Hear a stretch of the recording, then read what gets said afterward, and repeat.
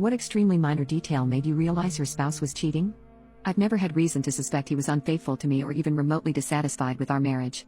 He likes to joke that we're still living the honeymoon phase nearly 5 years and 2 kids in. I wouldn't have questioned that, or him, were it not for a surprise I found in his car last month.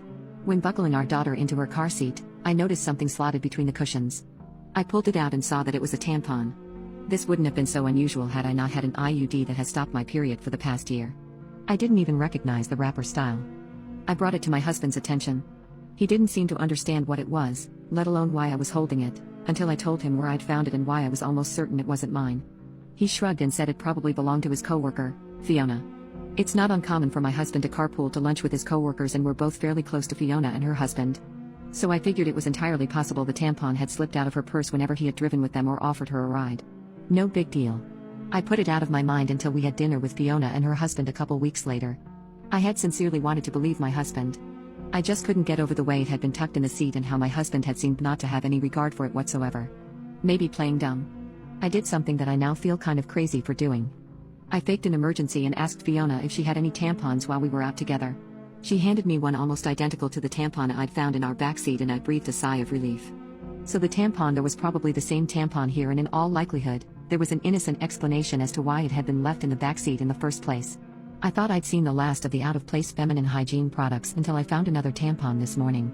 This time in my sock drawer.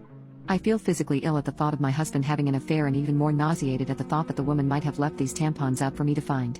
If it was my husband's coworker, why would she give herself away by offering me one the other night? I didn't know what to do, so I told my sister what happened. The tampon in the backseat and the sock drawer, my husband's cluelessness, the tampon from Fiona, and all the things I suspected but didn't want to believe. We compared both of the tampons and they were a match, just in different absorbences.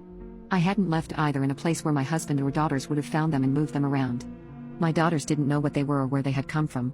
My sister was convinced it was Fiona either screwing my husband, playing a game with me, or both. Direct confrontation of either party still seemed like a bad idea, so she suggested inviting Fiona and her husband over for our Labor Day barbecue. Unfortunately, they already had plans. My sister and I agreed that it was too soon for cameras without any other evidence, so it was just a waiting game from there. Watching my husband for any changed behavior, our house for any misplaced items, and even the girls for any new friends they might have met. My sister's husband was adamant on this last point, and partly why he was inclined to believe that the tampons were harmless. If anything had been happening in or around our home, he said, it would be nearly impossible to keep it from me and the girls. I felt a good bit of consolation in that.